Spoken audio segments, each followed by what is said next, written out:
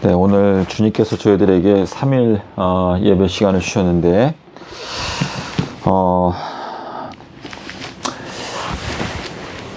마태복음을 일단 펴서 보겠습니다. 마태복음 12장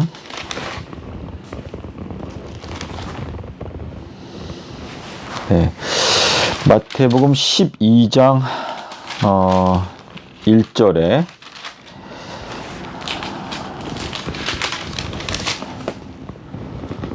마태복음 12장 1절에 지사 한번 읽어보실래요? 그때에 예수께서 안식일에 밀밭 사이로 가실새 제자들이 시장하여 이삭을 잘라 먹으니 바리새인들이 보고 예수께 말하되 보시오, 당신의 제자들이 안식일에 하지 못할 일을 하나이다. 예수께서 이르시되 다윗이 자기와 그 함께한 자들이 시장할 때에 한 일을 읽지 못하였느냐? 그가 하나님의 전에 들어가서 제사장 외에는 자기와 그 함께한 자들이 먹어서는 안 되는 신설병을 먹지 아니하였느냐? 또 안식일에 제사장들이 성전 안에서 안식을 범하여도 죄가 없음을 너희가 율법에서 읽지 못하였느냐? 내가 너희에게 이르노니 성전보다 더 큰 이가 여기 있느니라. 나는 자비를 원하고 제사를 원하지 아니하노라 하신 뜻을 너희가 알았더라면 부주한 자를 정죄하지 아니하였으리라. 인자는 안식일의 주인이라 하시니라. 아멘.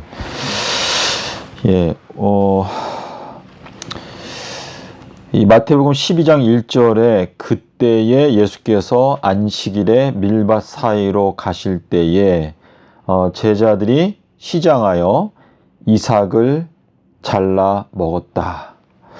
근데 여기 보면 이제 이삭을 잘라 먹기 시작했다라고 하는 시작이라고 하는 단어가 나오는데요. 여기 마태복음 12장 1절에 자, 안식일에 예수님께서 밀밭 사이로 지나가실 때에 제자들이 시장하였다. 시장하다라고 하는 건 무슨 뜻이죠? 배가 고팠다라고 하는 뜻인데, 자, 의에 줄이고 목마른 자라고 하는 말씀이 있는데, 예수님께서 배가 고프시다, 예수님께서 금식하셨다라고 하는 뜻은 무슨 뜻일까요?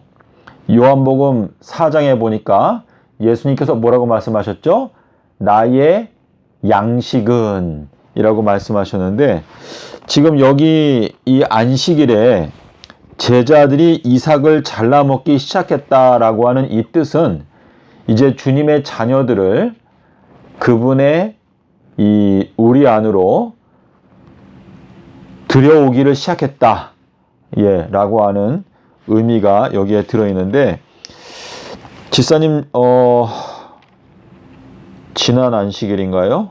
우리가 마태복음 25장에 대해서 좀 얘기를 했었는데, 예수님께서 이렇게 말했잖아요. 내가 줄일 때에 너희가 나에게 먹을 것을 주었다 라고 하는 말씀을 하셨죠. 그 말씀이랑 우리가 이제 연관되는 말씀이 요한복음 4장에서 예수님께서 사마리아 여인을 만났을 때 제자들이 동네에 음식을 사러 갔어요. 근데 예수님께서 이제 배가 고프실 줄 알고 음식을 가지고 왔는데 예수님께서 뭐라고 말씀하셨냐면 나에게는 너희가 알지 못하는 양식이 있느니라 라고 말씀을 하시니까 제자들이 누가 먹을 것을 갖다 드렸는가? 라고 말했을 때 예수님께서 나의 양식은 나를 보내신 이의 뜻을 행하며 그의 일을 온전히 이루는 이것이니라. 자, 이 말씀이 요한복음 4장 34절에 나오고 있습니다. 요한복음 4장 34절에 보면, 자, 예수님께서 줄이고 배가 고프다라고 하는 뜻은 무슨 뜻인가 하면, 예수님께서 아버지의 뜻을 이루기를 원하시지만 그 뜻이 이루어지지 않고 있는 상태 가운데 있을 때, 그때가 바로 예수님께서 배가 고프고 줄인 상태 가운데 계시다라고 하는 의미가 되겠죠. 그래서 우리 마태복음 25장에서 예수님께서 여기 임금께서 말씀하시기를 내가 줄일 때에 너희가 먹을 것을 나에게 주었다라고 하는 그 말은 예수님께서 이 땅에 계시는 공생애 하시는 기간 동안에 예수님께서 굶주리고 배고프다가 사마리아 여인을 만났을 때 사마리아 여인이 예수님을 영접했어요. 그 영접하게 되니까 예수님께서 그 사마리아 여인이 예수님을 영접하는 그 과정 속에서 예수님이 음식을 드셨다라고 하는 뜻으로 말씀을 하시고 있는데 계시록에서는 내가 문 밖에 서서 두드리는데 누구든지 나의 음성을 듣고 문을 열게 되면 내가 그에게로 들어가 그는 나로 더불어 먹고 나는 그로 더불어 먹으리라 라고 말씀을 하셨는데 예수님께서 40일 동안 금식을 하시고 그리고 마귀에게 시험을 받으시고 그 다음에 천사들이 와서 수종을 들었다라고 하는 이 말씀은 이 지구 역사 전체를 설명하는 것이거든요. 그래서 40일 동안 금식을 하셨다라고 하는 것은 이거는 4,000년의 세월이 흘러가는 동안에 아담과 하와가 범죄한 이후에 4,000년의 기간을 주님께서는 배가 고프고 굶주리셨어요. 왜냐하면 그분께서 원하시는 건 뭐냐면 아버지의 뜻을 이루는 것인데 아버지의 뜻은 무엇인가 하면 십자가 사건을 통해서 아버지 하나님의 가장 크신 사랑을 우리 피조물들에게 보여주는 것이 아버지의 뜻인데 그 뜻을 이루기 위해서 예수님께서는 4,000년을 기다리셨습니다. 그리고 이 땅에 이제 오셔서 공생애 하시는 기간 동안에 시험을 받으셨어요. 그래서 히브리서에서는 이렇게 말하고 있습니다. 그는 우리와 한결같이 시험을 받은 분이지만 죄는 없으셨다라고 기록하고 있고 그리고 예수님께서 마귀에게 시험을 받으시고 그리고 이기셨어요. 이기시고 하늘에 승천해서 올라가시니까 그때부터는 이 3,000년의 세월이 흘러가는 동안에 예수님의 사자들, 그러니까 예수님께서 보내시는 그분의 이 천사들 또는 사자들이 그분의 일꾼들이 이제 주님을 섬긴다. 주님을 수종들더라 라고 표현을 하고 있는데 오늘 저희가 마태복음 12장에서 읽은 이 말씀 안식일에 밀밭 사이를 지나가실 때 이거는 이제 곡식이 무르익고 있는 밀밭 사이를 지나가실 때 예수님의 제자들이 배가 고팠기 때문에 예수님의 제자들이 배가 고프다라고 하는 것은 예수님의 제자들도 역시 하나님의 뜻을 이루기 위해서 자 사도라고 하는 뜻이 뭐죠? 사도라고 하는 것은 보냄을 받은 자라고 하는 뜻이에요. 그래서 이 12 제자들이 예수님께로부터 보냄을 받고 그들이 배가 고프다라고 하는 것은 예수님의 뜻을 받들어서 그 예수님의 뜻을 이루기 위해서 노력을 하는데 그것이 잘 되지 않을 때 여기에 보니까 이삭을 잘라 먹었다라고 하는 것은 그분의 자녀들을 이제 하늘 창고에 들여오게 하기를 시작했다라고 하는 의미가 여기에 들어 있습니다. 자, 그러면 우리가 이제 마가복음에 가봐야 되는데요. 마가복음에도 역시 동일한 이야기가 나오는데 마가복음에는 마가복음 2장 23절. 자, 마가복음 2장 23절은요. 안식일에라고 번역이 되어 있는데 여기는 안식일들이에요. 안식일들에. 안식일들. 자, 그래서 요거는 이 영상을 통해서 보시는 분들도 성경에 표시를 해 놓으시면 이 말씀을 좀 더 구체적으로 이해할 수가 있는데 마가복음 2장 23절에 안식일들에 예수께서 밀밭 사이로 지나가실 때에 제자들이 길을 건축하면서 이삭을 잘랐다라고 기록하고 있습니다. 자, 이 제자들이 무엇을 했다고요? 길을 건축했다. 자, 길을 건축한다라고 하는 것은 주님께서 엘리야의 사명으로 주신 것인데, 이 길을 건축한다라고 하는 이것은 예수님의 길을 건축하는 것입니다. 그래서 이 마가복음 2장 23절에 이 안식일 들, 이것은 안식년을 저희들에게 말씀하시기 위해서 안식일 들이라고 말씀을 하시는 것인데, 지금 안식년을 우리가 기록하게 되면 2001년, 그리고 2008년, 그리고 2015년, 그리고 2022년, 그리고 이제 2029년.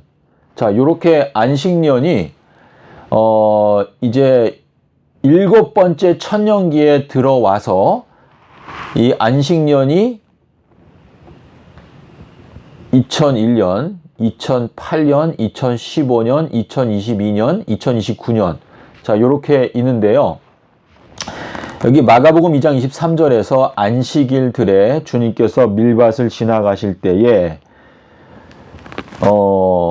이때 제자들이 길을 건축하면서 이삭을 잘라먹기 시작했다. 자, 그래서 여기는 안식일들인데 저희가 마태복음 12장 1절에서 읽을 때는 여기에는 안식일이었어요. 안식일. 자, 여기에는 그냥 한 안식일을 표현하고 있는데 여기에서 요 안식일은 우리가 7번째 천년기, 7번째 천년기가 되었을 때 이제 주님께서 밀밭 사이를 지나가고 계실 때 제자들이 주님의 뜻을 깨닫고 주님의 뜻을 이루기 위해서 이제 이삭을 잘라먹기 시작했다라고 하는 의미로 여기에서 저희가 이해할 수가 있는데, 마가복음의 경우에는 안식일들이라고 말씀을 하시고 있기 때문에 이것은 이제 7번째 천년기에 들어와서 안식년들이 있습니다. 근데 이 안식년은 주님께서 우리들에게 안식일들이라는 게 어디? 여기는 안식일이라고 그러는데. 네, 원어에 안식일들로 되어 있어요. 예, 안식일들. 예, 안식일들로 되어 있어요. 그래서 여기에 보면 이제 제자들이 길을 건축하기를 시작했다라고 하는 이 말씀을 보게 되면, 자, 지금 엘리야의 사명은 뭐죠? 주의 길을 건축한다라고 말했어요. 근데 여기에 보니까 안식일들이 되었을 때 제자들이 길을 건축하기를 시작했다라고 하는 이 표현 속에서 결국은 엘리야의 사명 또는 엘리야와 함께 주님께서 부르시는 그 제자들의 사명은 언제 성취가 되는 거냐면 안식일, 7번째 천년기, 또 안식일 들에 이제 길을 건축하기를 시작했다.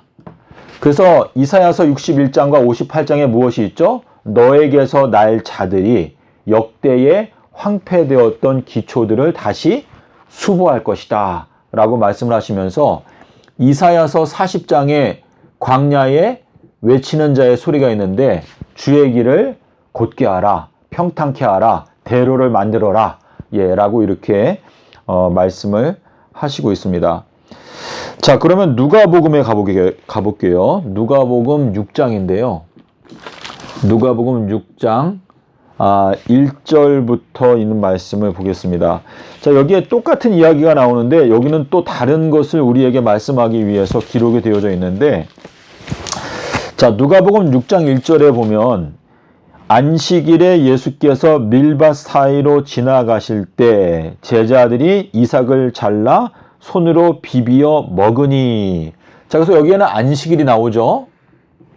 예, 안식일이 나옵니다. 자, 그런데 누가복음 6장 6절에 가니까 뭐라고 되어 있어요? 또 다른 안식일에.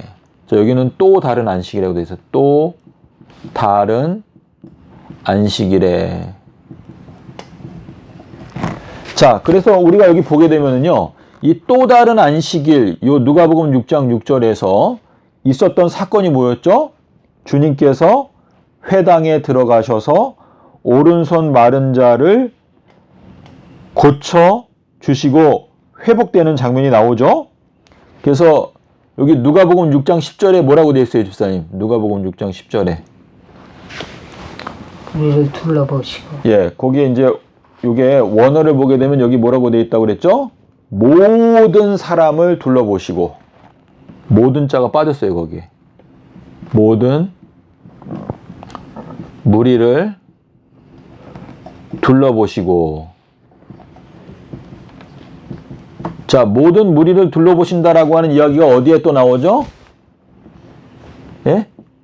마가복음? 지사님 기억나세요? 나귀를 타고 입성하셨던 날이 언제였어요? 예, 안식일 날. 나귀를 타고 예루살렘 성전 안에 들어가셔서 거기에서 뭐라고 되어 있죠? 모든 여기 요거하고 헬라어가 똑같아요.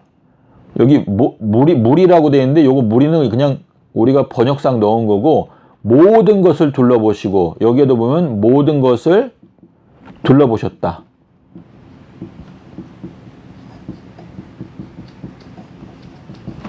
자, 그래서 지금 여기 보게 되면 안식일, 여기 안식일이 있죠. 그리고 여기에는 또 다른 안식일이라고 되어 있는데 이 또 다른 안식일 요때 모든 무리를 둘러보셨다. 그리고 한 사람을 고쳐주셨다.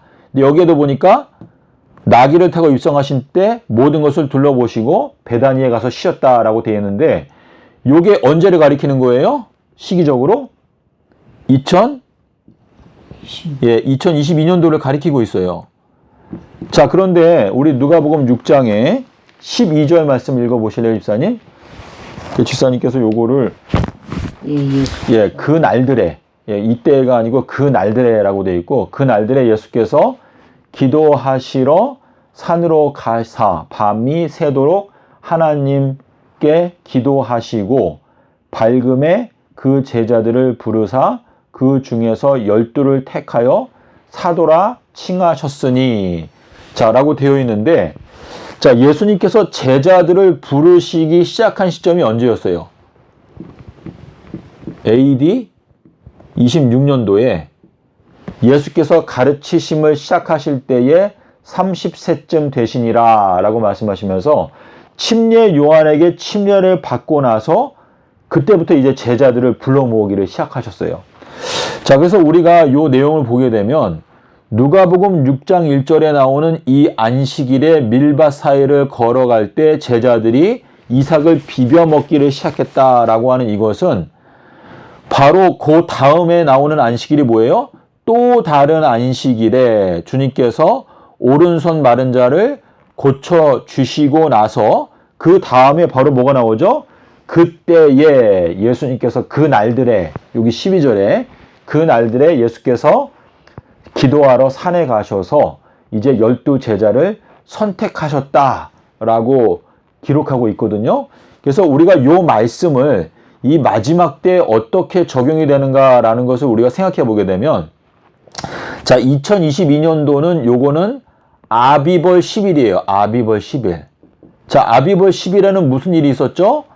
요단강을 건너갔을 때 사람들이 요단강에서 돌을 몇 개를 12개를 가지고 올라왔어요.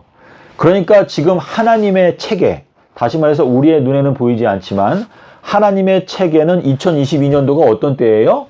12개의 돌을 요단강에서 약속의 땅으로 가지고 올라오는 해가 2022년이다 라고 하는 뜻인데 주님께서 AD 26년도에 이제 제자들을 선택하기를 시작하셨어요. 제자들을. 근데 제자들을 선택하기를 시작하시고 나서 이제 공생애가 언제 시작되죠? 27년, 28년, 29년. 자, 요렇게 되는데 주님께서 공생애를 시작하시는 시점에서 주님께서 어떻게 했죠? 지금 여기에 보니까 12 제자들을 선택해가지고 12 사도라 칭하셨다. 근데 12 사도가 무슨 뜻이라고 말했죠, 집사님? 사도는 보냄을 받은 자라고 하는 뜻이다. 그래서 이 12 사도라고 하는 이 12 사도를 선택해서 세우셨는데 그래서 우리가 지금 요 마지막 때를 보게 되면 2022년도에는 우리가 뭐 말을 하자면 2022년도에는 주님께서 12돌을 선택하신다. 사망에서 생명으로 옮기는 요단강을 건너가는 그러한 12돌을 선택하신다라고 하는 의미가 되겠고, 요단강을 건너자마자 주님께서 뭘 명령하셨죠? 너는 반석을 가지고 어떻게 하라? 할례를 행하라 라고 말씀을 하시는데, 이 할례를 행할 때 거기가 지역 이름이 뭐였죠? 길갈. 예, 길갈. 길갈의 뜻이 뭐예요, 집사님? 길갈. 예, 굴러가다. 굴러가다. 그쵸? 굴러가다인데, 지금 마리아가 주일 중 첫날 새벽이 밤 사경인데, 그때 새벽에 무덤에 갔더니 돌이 어떻게 돼 있어요? 돌이 굴려져 있었더라. 나사로를 살릴 때도 돌을 굴려 놓으라. 이렇게 말씀하셨는데, 다니엘을 사자굴 속에 넣고도 사람들이 어떻게 했죠? 돌을 굴려서 그 입구를 막고 임봉하였다. 이렇게 말하고 있는데, 이 돌이 굴러간다라고 하는 것은 지금까지 전능자께서 막아두셨던 진리, 그 막아두셨던 그 진리를 이제 열어주심으로 말미암아 우리에게 깨닫게 해주신다라고 하는 의미가 되겠습니다. 그래서 그 여인들이 무덤에 갔을 때 그 예수님께서 누워 계셨던 발, 또 머리에 흰 옷을 입은 천사가 각각 하나씩 있었지 않습니까? 근데 주님께서 이렇게 말했어요. 인자는 머리 둘 곳도 없다 라고 말씀하셨는데, 그 말의 뜻이 무엇일까요? 주님께서 머리는 예수님을 가르치지 않습니까? 그래서 예수님의 그분의 그 머리 대신은 모퉁이의 머릿돌이 되었다라고 하는 표현 속에서 그 머리에 해당되는 그 진리를 맡겨둘 사람이 없구나라는 것을 말씀하신과 동시에, 지금 이 다리에 있는 천사는 뭐예요? 발에 있는 천사. 발. 이 발이 뜻하는 게 뭐죠? 포도스. 네. 지사님께서 그거 기억하시니까 참 좋은데, 여인들이 예수님을 딱 만났을 때 무엇을 잡고 경배했어요? 예수님의 발을 붙들고 경배를 했거든요. 그거 예수님께서 또 이제 승천하실 기약이 가까웠을 때 제자들의 무엇을 시켜주셨죠? 발을 시켜주셨어요. 그런데 계시록에 하니까 예수님의 발은 풀무불에 단련한 빛난 주석과 같다라고 말씀하시고 있는데, 이 풀무불이 왜 중요합니까? 풀무불은 재림전 7년 동안을 뭐라고 말해요? 풀무불의 기간이다 라고 말하는 건데, 이 재림전 7년 기간 동안에 풀무불에 단련한 빛나는 주석과 같은 그 예수님의 발이 이 7년 동안에 합당하지 아니한 자들은 다 주님께서 밟아버린다. 그래서 진노의 포도주 틀을 친히 밟는다라고 표현하고 있는데, 주님께서 이 재림전 7년의 기간을 진노라고 말했어요. 진노. 근데 우리 성경에 보면은 지계표를 옮기는 죄를 하나님께서 굉장히 책망하셨거든요. 지계표가 뭐죠, 집사님? 지계표? 예, 우리가 보통 말하는 지계표라고 하는 것은 땅의 경계선이죠. 그렇죠? 그러니까 우리가 이 땅에서 살 때 나의 소유권을 청량하게 되면 그 각각의 이 말뚝이 박혀 있어 가지고 경계선인데, 내 이웃의 지계표를 옮기게 되면 하나님께서 너에 대하여 진노하실 것이다 라고 말씀하셨는데, 이 지계표라고 하는 것은 우리 지난 이 6천년의 역사 속에서 주님께서 가장 중요하게 세워놓으신 지계표가 무엇일까요? 네? 주님께서 세워놓으신 지계표, 그러니까 이 지난 6천년의 역사 속에서 주님께서 세워놓으신 가장 중요한 지계표는 사실상 십자가 사건이에요. 근데 이 십자가 사건의 뿌리가 어디에 있냐면 아담과 하와가 범죄했던 그 날짜에 있어요. 그래서 아담과 하와가 수요일 날 범죄하고 일요일에 가죽옷을 입었다. 이것이 아담과 하와가 범죄했던 그 주간에 주님께서 세우신 지계표거든요. 아담과 하와가 수요일 날 선악과를 따먹게 되니까 그들에게 양을 주시고, 그리고 일요일까지 기다렸다가 그 양을 죽이고 가죽옷을 입어라. 이것이 주님께서 세우신 지계표인데, 그 지계표가 예수님의 순환주간에 그대로 재현이 되었어요.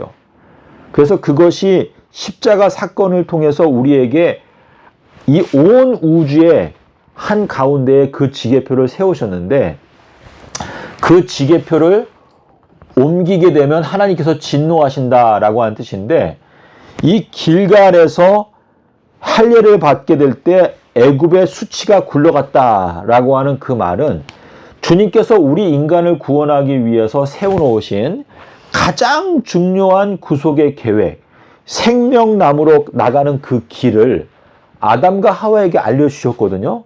근데 그것을 우리 인간들이 어떻게 했어요? 옮겨놨어요.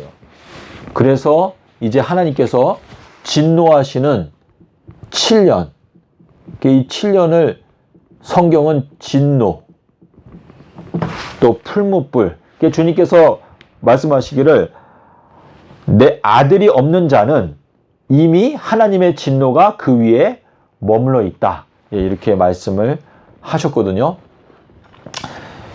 그래서 오늘 제가 좀 하여간 두서없게 말씀을 드린 것 같긴 한데 마태, 마가, 누가복음에서 예수님께서 밀밭을 지나가실 때 제자들이 이삭을 배가 고프니까 비벼서 먹기 시작했다라고 하는 내용에서 여기 길을 건축하기를 시작했다라고 하는 내용을 그래서 마태, 마가, 누가가 각각의 내용들이 특별하게 우리에게 전달해주는 메시지가 있거든요. 그래서 주님께서 우리에게 맡기신 이 사명을 우리가 감당하기 위해서 노력하다 보면 우리가 배가 고픈 거예요. 집사님도 배가 고프시잖아요. 기도할 때마다 하나님의 뜻이 이루어지길, 그래서 의에 줄이고 목마른 자는 복이 있다라고 말했는데 우리 지난 안식일에 이건 집사님께서 한번 좀 생각을 해보세요.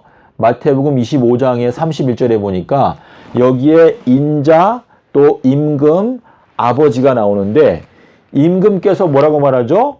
오른편에 있는 자들한테 뭐라고 말해요? 너는 내가 줄일 때에 나에게 먹을 것을 주었고 내가 목이 마를 때 나에게 마시게 하였다 라고 하는 이것은 이 땅에서 주님의 뜻을 이루고자 노력하고 있는 주님의 자녀들을 말하는 것이죠. 그래서 예수님께서 십자가 위에 있을 때 뭐라고 말했어요? 내가 목이 마르다. 그때 신포도주를 예수님께 드렸는데 이 마태복음 25장에서 말씀하시는 내가 줄일 때에 나에게 먹을 것을 주었고 내가 목이 마를 때 나에게 마시게 하였고 내가 감옥에 갇혔을 때 너희가 와서 나를 보았다 라고 하는 이 말씀은 자 우리 마태복음 5장에 이런 말씀이 있어요. 집사님 여기에 보면은 너가 길을 갈 때에 너를 송사하는 자와 빨리 화해하라. 화해하지 않게 되면 너를 재판장에게 넘기고 너를 옥졸에게 넘겨서 너가 감옥에 갇힐 건데 네가 거기에서 얼마를 갚지 아니하면 두 렙돈. 두 렙돈인데 그 집사님 거기에는 뭐라고 나오죠? 한글 성경에는 마태복음 5장에 보게 되면 여기 이제 고드란트라고 되어 있어요. 고드란트. 마태복음 5장 고드란트. 자, 근데 이 한 고드란트는요, 이게 두 렙돈이에요. 이게 돈의 단위가. 여기 보게 되면은, 주님께서 이렇게 말씀하시는 거예요, 우리한테. 우리가 지금 주님의 뜻을 반드시 이루어야 되는데, 침례 요한이 아직 옥에 갇히지 아니하였더라 라고 하는 그 말은, 자, 요한이 옥에 갇히지 아니하였더라. 이 옥은 뭐냐면요, 이거는 보물 감옥이에요. 보물 감옥. 이거 원어를 보면 이렇게 나오는데 침례 요한이 옥에 갇혔다라고 하는 뜻은 침례 요한은 하나님의 자녀로 영원히 결정이 됐다라고 하는 의미가 여기 요한복음 3장 24절에 나오는데 여기에서 지금 두 렙돈을 너가 갚지 아니하면 하나님께 내지 아니하면 너는 결단코 그 감옥에서 나올 수가 없다라고 지금 말씀을 하시고 있는 거거든요. 그러니까 이것이 예언적으로 이 마지막 때에도 역시 주님께서 우리에게 말씀하시는 것은 엘리야가 그러니까 과부가 두 렙돈을 그 연복에 넣었어요. 그래서 그거는 엘리야만 해당되는 것이 아니고 주님의 자녀들에게는 다 성전 뭐를 내라고 그랬죠? 성전 세금. 예, 성전 세금을 내라 이렇게 말씀하셨는데 이것을 구약 성경에서는 계수할 때 이스라엘 자손을 계수할 때 속전, 예, 속전을 내라 이렇게 말씀하시고 있는데 두 렙돈을 내지 않게 되면 너는 감옥에서 결단코 나올 수 없다 라고 하는 표현을 예수님께서 여기 마태복음 5장에서 여기 몇 절이냐면 25절에서 예, 구체적으로 말씀을 하셨고 베드로와 예수님이 성전에 들어갈 때도 역시 어떻게 했어요? 너가 낚시를 던져서 가장 먼저 올라오는 물고기. 자, 가장 먼저 올라오는 물고기라고 하는 뜻은 뭘까요? 이 먼저라고 하는 단어를 사용하신 게 주님께서 엘리야에 대해서 말씀하실 때 먼저 내가 엘리야를 보낸다. 그리고 어떤 사람이 먼저 포도원에 가서 사람들을 그 포도원에 들어보내려고 나갔던 집주인과 같다. 이렇게 말씀하시고 있는데 이 출애굽할 때는 먼저 보냈던 게 누구였어요? 여호수아 갈렙. 그거는 이제 정탐꾼인데 제가 여쭤보려고 했던 거는 이제 모세하고 아론하고 미리암을 먼저 보냈다라고 미가서에 나오거든요. 그래서 주님께서도 이 마지막 때 가로 서말이라고 하는 것은 베드로, 요한, 야고보가 하나님의 산에 먼저 올라가서 하나님의 나라가 오는 것을 먼저 봤죠. 그리고 이것은 주님께서도 이 마지막 때에도 그렇게 성취를 하실 계획이시다라고 하는 의미가 들어있는 것인데, 예, 그래서 저희가 지금 주님의 계획을 분명히 알고 주님의 계획을 우리가 이루기 위해서 최선을 다하고 그리고 결과는 하나님께 맡기는 것밖에 없는데 정말 우리가 주님께서 말씀하신 걸 잠깐 생각해 보면은요. 마태복음에서 마태복음 16장에 이렇게 말했어요. 너희가 저물 때에 뭐라고 말했죠? 하늘이 붉으면 뭐라고 그랬죠? 날이 좋겠다 하나니. 그게 무슨 뜻일까요? 저물 때라고 하는 것은 2022년도가 지금 저물게 되는 시점인데 2022년도에 하늘이 붉으면 이게 붉다라고 하는 것은 불이라는 뜻이에요. 불.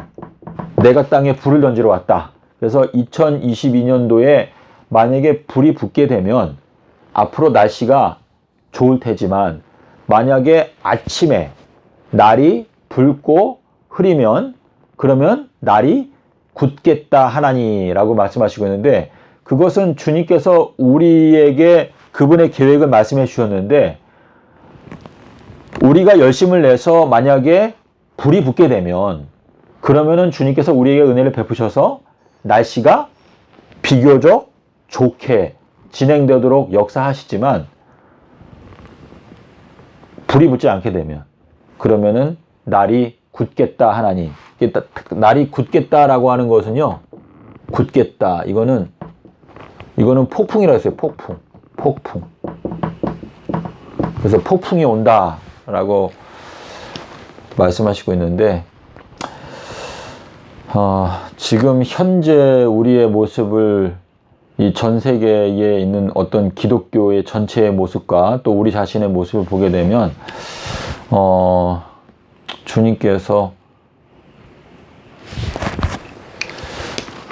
실망적이지 않을까 하는 생각이 듭니다. 예, 그래서 오늘 한 30분 말씀을 드렸는데 정리하자면 마태, 마가, 누가복음에 나타나고 있는 밀밭을 지나갈 때 주님의 제자들이 길을 건축하기를 시작하는 이것은 안식일에 집중돼서 말씀을 하셨는데 이것은 7번째 천년기에 들어와서 하나, 둘, 셋, 넷, 다섯 번에 걸쳐서 있게 되는 이 안식년들 동안에 주님의 제자들이 지난 세월 동안에 무너져 있었던 그 주님의 길을 이 건축한다 라고 하는 의미가 여기에 들어 있습니다. 그래서 우리가 이제 지금 2022년도 요거는 기독교인들에게 있어서 안식년이고 2029년도는 요거는 이방인들에게 있어서 이제 안식년이 되겠습니다.